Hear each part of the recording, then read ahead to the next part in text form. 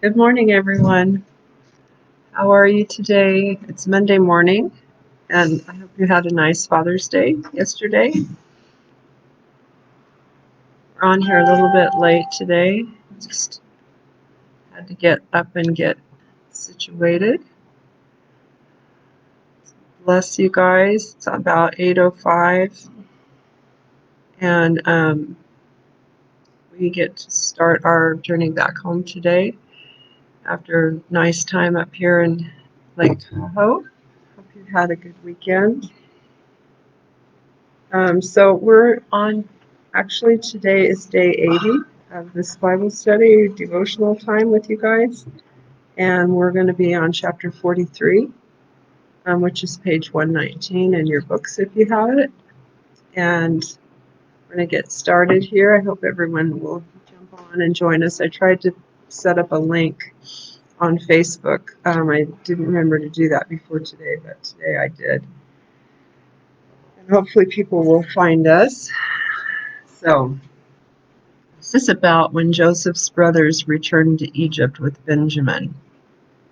So they've convinced their dad to let them take Benjamin back so that they can get food for their family, starving in this famine. So we'll start with verse 1. It says, "Now the famine in the land continued to grow more severe. When all the grain they had brought from Egypt was almost gone, their father said to them, 'Go back and buy more food.' But Judah objected. 'The Egyptian warned us repeatedly, "You will not see my face again unless Benjamin is with you. We'll only go if you'll let our brother come with us. If you insist he remains here, we won't go.' For the man solemnly told us, 'You will not see my face again unless your brother is with you.'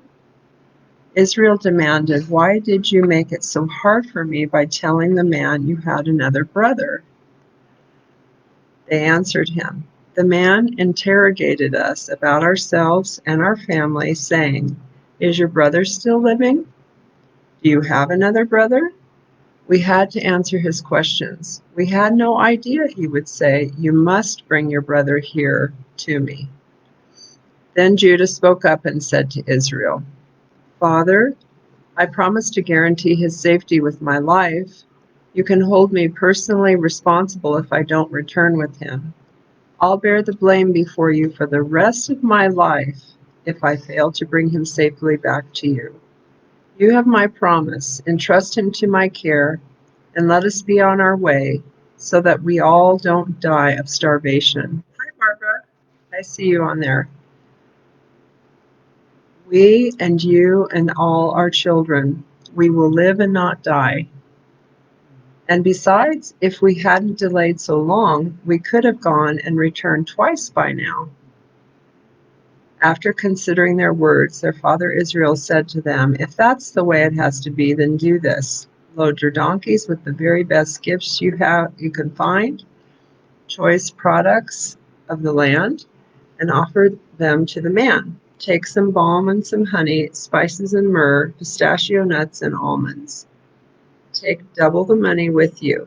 Give him back the money that was returned in the top of your sacks, for it may have been a mistake. Take your brother too and be off. Go back to the man at once. May the God who is more than enough grant you mercy and favor before the man, so that he may send back both Simeon and Benjamin. As for me, if I suffer loss, then let it be so." So the brothers set off for Egypt and took double the money, the many gifts, and Benjamin. Once they arrived, they presented themselves before Joseph. So, good morning, everyone. I don't know if you want to put a comment to let us know you're on. You're welcome to if you want to. If you didn't hear the study yesterday on Father's Day, I completely understand. Happy Father's Day again, everybody. And yesterday we were in want to go back and listen to that. We were talking about how um, Joseph's brothers returned to Canaan and they found money in the top of their grain sacks. And they started really wondering what was going on because Joseph had secretly had the money put back and he paid for their grain and was beginning to bless them, even though he was giving them a pretty big test, leaving their brother there in prison until they were able to go back and convince their father that they needed to bring Benjamin, the youngest, with them. He wouldn't be satisfied and he wouldn't have any more food for them until he could see that his youngest brother was living. So, very emotional time for Joseph as he's realizing, that his brothers don't even know they're talking to him and that he's got to kind of put on an act until he gets to the bottom of what he's trying to find out for his family. And ultimately, he's going to bring riches and restoration that speaks of true forgiveness that goes above and beyond what people are deserving. And, when we get to that part, and something to start thinking about now is the forgiveness that we offer is because we've been forgiven. And we never can even get to a place to forgive someone that's thrown us into a pit, thrown us under the bus, as they say, until we realize that we ourselves have been forgiven much by the Lord. So let me just take a sip of coffee. Yesterday also, we went through these notes about that I had given you as kind of a add-on to the study, Joseph's successful management of the food crisis, and that was part 2 of reading that. And today we're going to finish that. That will be the end of it, and that will be the third part that we read. And it's I'm bringing it in because I want, for 2 reasons, 3, just to shed more light on what Joseph went through as this position that he was in. 2, for intercession in the time that we're in now, how to pray for our leaders, because I think we can glean things as prayer warriors and intercessors to pray for our nation. And 3, there's 15 things on here at the end of it that talk about what you should try to be like when you're at your workplace and what good leaders should strive to have in their life. So I want to read the last 5 of those. But where we are now is we're in what we just read was chapter 43, verses 1 through 15, and that's what we're going to focus on today. And I'm just going to bring out a few little points from the notes and remind us of a couple things that we read earlier in Genesis. Remember Benjamin, Joseph was demanding to see him. Benjamin's name means the son of my right hand. And there's one greater than Joseph who is now waiting until he sees the sons of his right hand. This is the sons and the daughters that God has in you and I. And he's waiting to see us completely victorious and overcoming as the bride of Christ when he brings us home. And when I read that, I was thinking about how we need to keep the oil in our lamps full, waiting for the bridegroom. So he is also waiting for us to return to him. And that is going to be a glorious day. Israel, if you remember, is also the name that God gave to Jacob. And he's really having a hard time here in this portion of the story, just battling fear. And I didn't mean to go over to this, but I'm going to. I just thought of something that I posted earlier on my timeline, and I want to read it to you.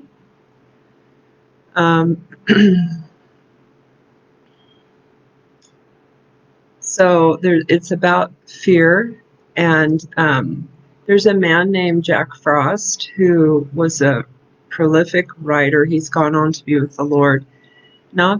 He's not the person that was the poet, but this man was a believer that lived up until about, I want to say he died about 10 years ago, 12 years ago, I think the same time my husband passed.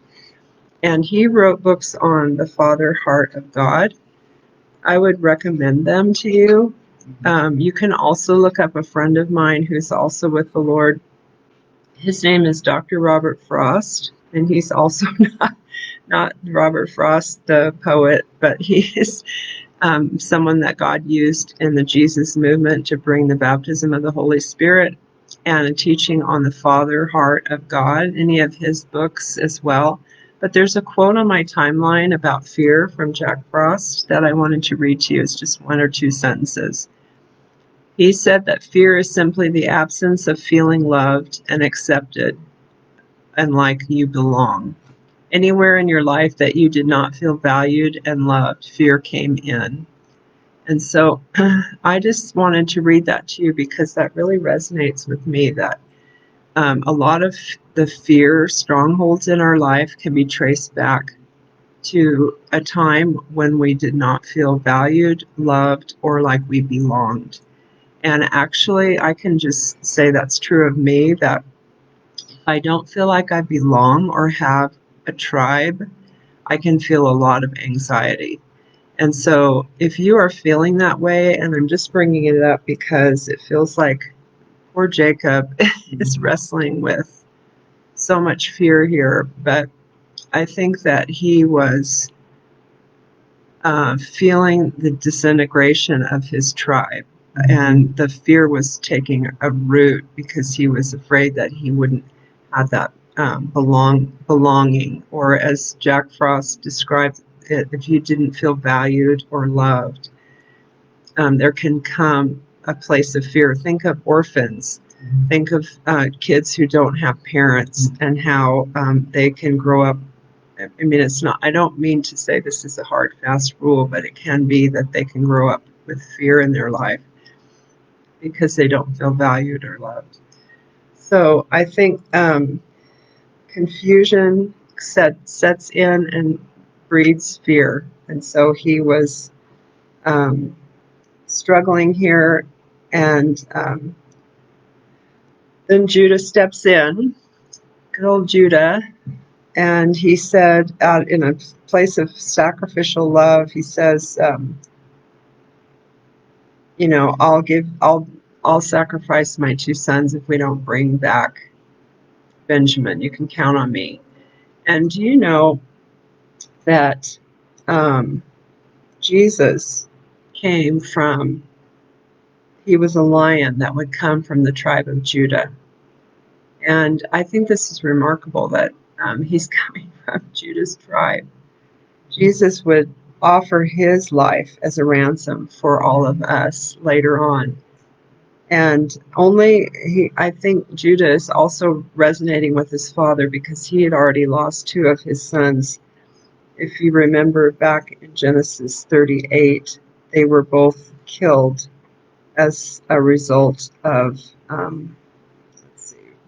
Genesis 38, verse 7 says,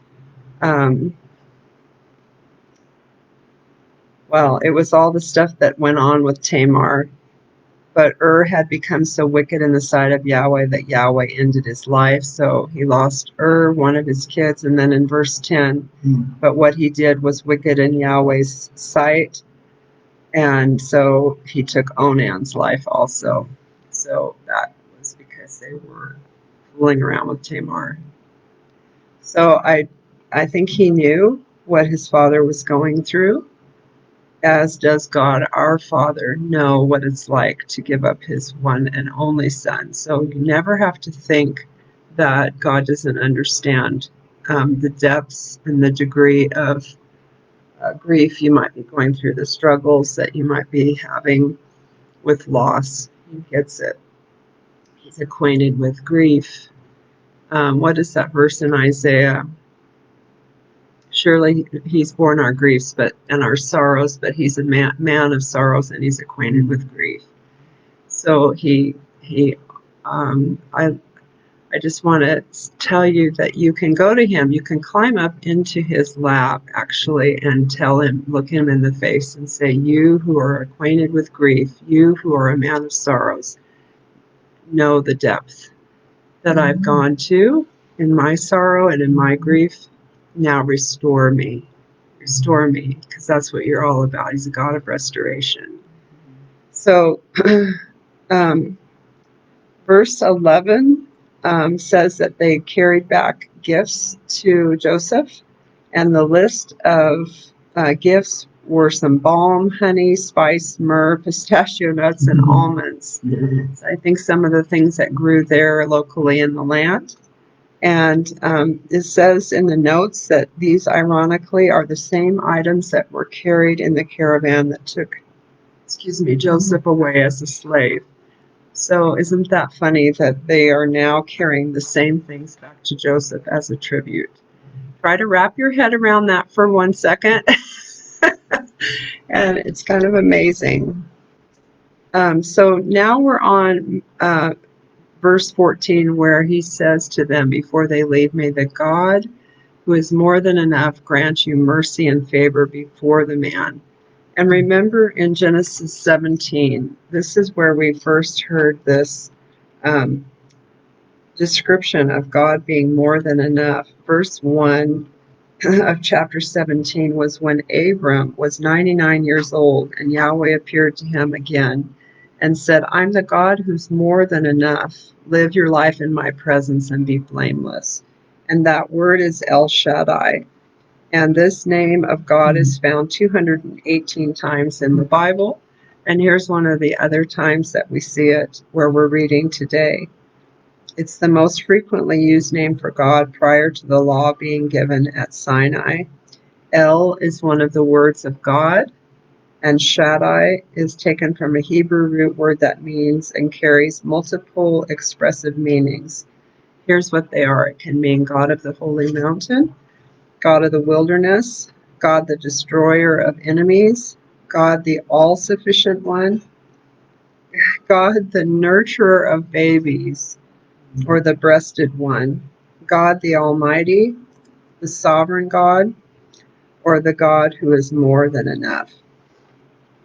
The combination of El and Shaddai describes the tender heart of God, one who cares for his beloved ones.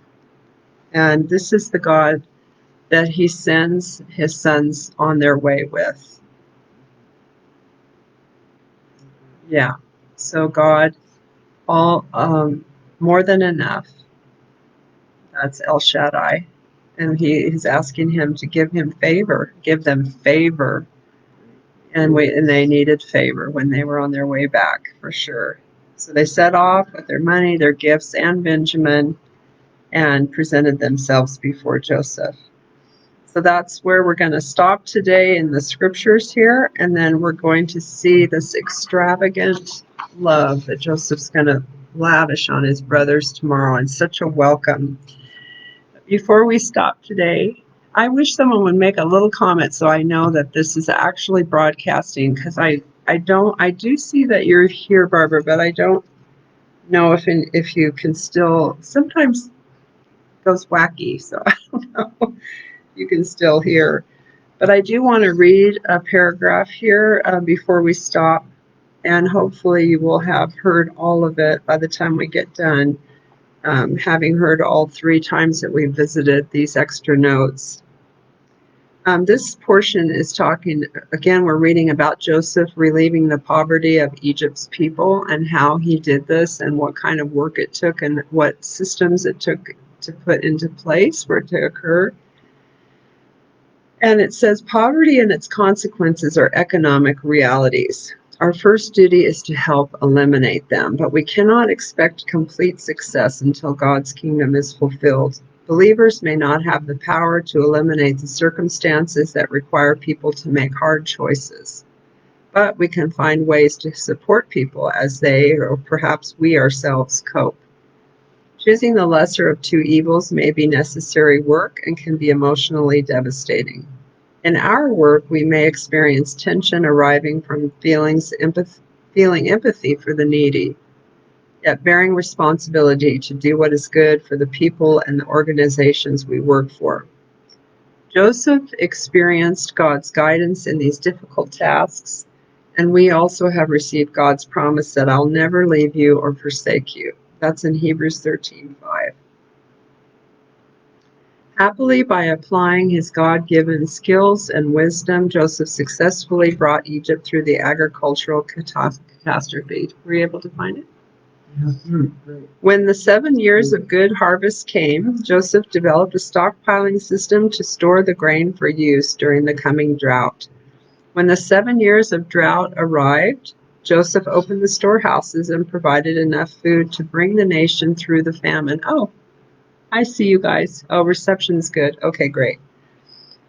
His wise strategy and effective implementation of the plan even allowed Egypt to supply grain to the rest of the world through the famine. So it was through the whole entire world. This is amazing. In this case, God's fulfillment of his promise that Abraham's descendants would be a blessing to the world occurred not only for the benefit of foreign nations, but even through the industry of a foreign nation, Egypt. Okay, let's read the last 5 things that we have here in the list of what it's like to be a faithful steward and an awesome leader, to be like Joseph had to be. Number 11, generously extend the fruit of your labor as widely as possible to those who truly need it, regardless of what you think of them as individuals. So that's a really good thing to remember in the time that we're living in, because honestly, it's very easy to withhold from people we disagree with, or people that we think are evil or are not on the same page, or somehow we feel like they're not deserving. But we cannot do that. We must make sure that every single person, whether they're a prisoner or a citizen or whomever, they all deserve to have their needs met. And people who are homeless, people who, who are drug addicts, people who that we think should be better, and in our minds we don't understand why they are like they are. They still deserve to have their needs met. Number 12, accept the fact that God may bring you into a particular field of work under extremely challenging conditions. This does not mean that something has gone terribly wrong or that you are out of God's will. So perhaps you're being asked to change into a position that's so challenging you don't understand why God would be doing that, but there's always the possibility that you're smack dab in the will of God for such a time as this. 13, have courage that God will fit you for the task. Take courage. Yes, take courage. I know someone, I don't know if you're on here today, but I know there's someone of you that are going to have to be job searching. Take courage. Take courage. God will fit you for the task. He's been preparing you.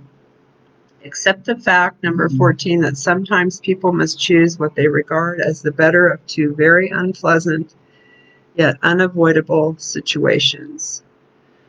Number 15, and the last one, is believe that what you do will not only benefit those whom you see and meet, but also that your work has the potential to touch lives for generations to come. I am always mindful of this. God is able to accomplish abundantly far more than we can ask or imagine. That's from Ephesians 3:20. And really, everybody, when I vote, when I make any decision, socially, I don't know what the word is, politically, I am forward thinking into my kids and their kids' living situations, and what will they be facing down the road, and how can I pave a path for them according to the wisdom that God gives me. And I tell you, my train of thought is not going with the train of thought that is currently being heralded on social media. So you have to just kind of keep staying in the Word to get the truth, and keep being humble and asking God for truth so that we, like I said, can carve a path the best that we can. We don't want to lose a generation. We don't want to lose all the kids, the teenagers, the young adults who are being, in every single capacity, they are being discipled. They're being discipled. And that really hit me yesterday. The Lord was speaking to me when I was spending time with Him, that our children are being discipled, and it is not by other believers. And this is a shame. This is something that the church needs to repent for, because we've let our universities disciple our teenagers and our young people. We have let godless people convince them with winning arguments that are hell-bound to believe things that are not true.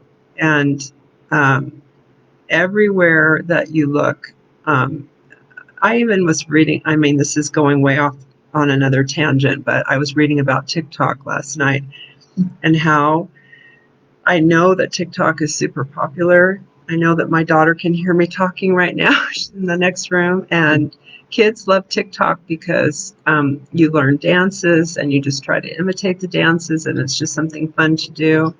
But TikTok is owned by a Chinese, well, I don't know if it's the government or a Chinese company, and many people are very concerned about the information that TikTok base is gaining with our kids and with their families. So there's just so much misguidance in the world today, and discipleship that's kind of going off and away from Christ and away from the ways that He wants people to really know Him. It's not even about living morally or living immorally. It's that they don't even know who He is anymore. They don't even get to see who He really is. They don't even get to meet people who are not in a political debate and who can't represent Jesus properly, because all they care about, I'm talking about Christians, all they care about is slamming the other people who don't agree, or just disagreeing so they can be right, winning a political argument. I believe they're under the influence of a political spirit, which is not of the Lord, or a religious spirit. And I just think that there's no purpose, and it's like we're pushing our kids over the edge of the cliff because we're not mindful. We're not at all mindful of how they are constantly watching and how we are constantly misrepresenting the Lord. And I say that because of conversations I've had, and I'm just warning us. We're doing. Okay, so I went off on a tangent there, but we need to take heed. And hi, Ruthie. Good to see you. So I was going to read these comments here to see who's on here, and thank you for letting me know you can see. And then I want to read Gail's comments. The first time I could see the strong parallel between Joseph and how one man saved not only the Jewish nation, but much of the known world. It's like, what? It's like Noah. President Trump is doing the same thing for the USA and the rest of much of the world. He is in the middle of so much. But he's using all the wisdom of his experience from past to do the job he has been called to do. Okay, thank you so much for that comment. And anything else anybody would like to do or say here? And I'll take another sip of coffee before we have to go.